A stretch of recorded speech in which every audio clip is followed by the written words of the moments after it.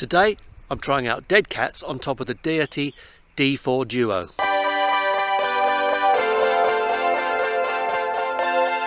Hi!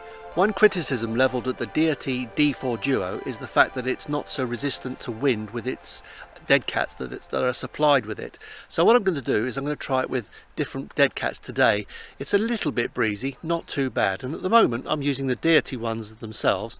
I'm going to swap them out for the Rode, and then I'm going to try a Zoom H4 cover which will go over the whole switch. I think the problem is there's a switch on the top to switch between the front and the back, and possibly air is getting in there, so I'm hoping that the Zoom cover, which goes over the whole lot, makes it look a bit like a hamster, will fix that and hopefully help the microphone perform a bit better in wind. So we'll try it out. In my last test of the D4, I put it in some really hairy conditions, right beside a main road, 4 feet from traffic, and up a Ferris wheel, and probably gusts of 30 or 40 miles an hour up there. So today's a bit easier for it.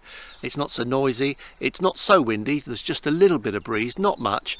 So here we go. We're going to try the test out now, where we're going to swap between the Rode and just blow across the mic to see where those leakage points are.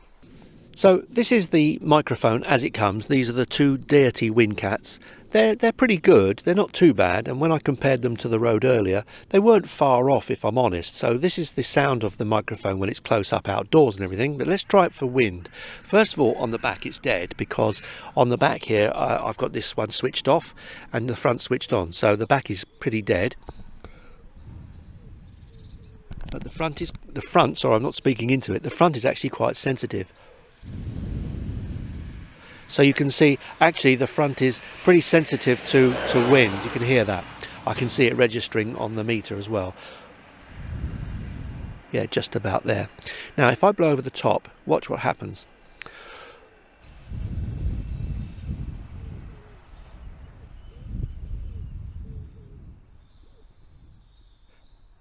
And going back.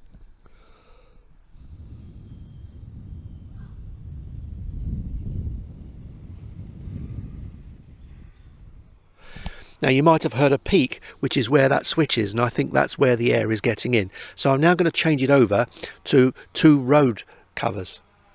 The Rode covers are more substantial than the Deity covers, and they're slightly bigger, so they meet in the middle a bit better actually, so they do cover up the switch a bit better. So I'm hoping for a better result. So this is the Rode Videomicro Deadcats, two of them.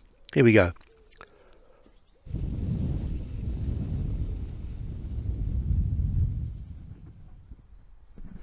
And going back.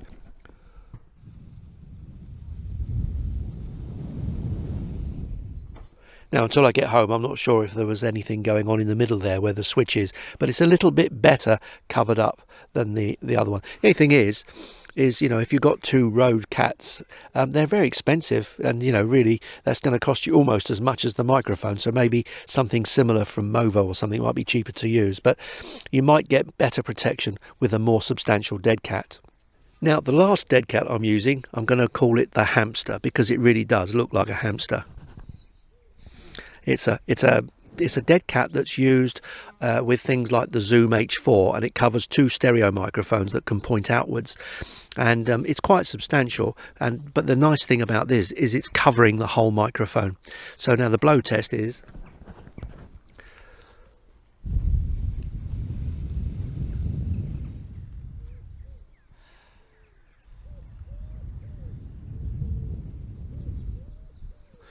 Now again, bear in mind that when I'm doing these tests, really, to get that kind of wind on the front of a Deadcat, it's got to be quite a high wind, and again it's quite extreme, but just gives some kind of idea of how these things work. Now possibly this might be working better because it's covering the whole microphone and that switch is now covered up.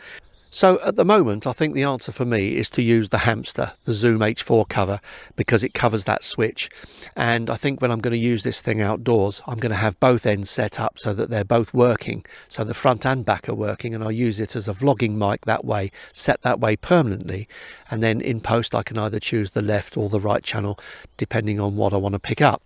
I think possibly this might be a little bit safer. So now I'm just going to walk all the way home again. It's quite a way for me to walk, but I'm going to take my walk, and I'm going to put this microphone on top of the camera and test it out with both capsules working at the same time with my hamster on. Okay, so now I'm using the microphone with the front and the back switched on with my hamster on top, and I can just turn the camera around now and use it whatever. So here we go. And up the road there you'll see some guys who are picking berries, and I can talk from behind quite easily. So I think the real beauty of this microphone is the fact that you can just whip the camera around, talk from the back, whip it back again, talk from the front, and it's going to work. So it's only the wind issue that people have mentioned that got me concerned, and I thought maybe I would try some different Deadcats out. Now hopefully this has been useful to you, and you can see perhaps it might be worth switching the Deadcat to something like my little furry hamster. And because there is no doubt about it, this really does make vlogging dead easy. You can just talk from the front, the back, and just not worry about that microphone. And it's a great bonus to vloggers. The fact that you can just turn the camera around and talk without worrying about that microphone really is a great thing for us when we're out and about. So what to make of that, I don't really know. I just feel happier having the switch covered up, so I went for the Zoom H4 cover. But in all honesty, there's not a massive difference between any of them. The gap, there was a slight hump in the blowing test where the gap was. It's a slight hump, and when I was at home and tested it and I blew very hard, it did show up, the switch did show up, but it took more puff than I was using. But basically I think they were all pretty similar in the way that they were working in reality outdoors. So I'm going to stick with the Zoom H4, I think, the Zoom H4 cover for now, just because it covers that switch up, and it just gives me a little bit more confidence to think that maybe it's not so prone to having wind sounds creep through. Although I noticed even on this video there's an occasional little whisper of wind underneath there, so, and there might be now because there's wind blowing.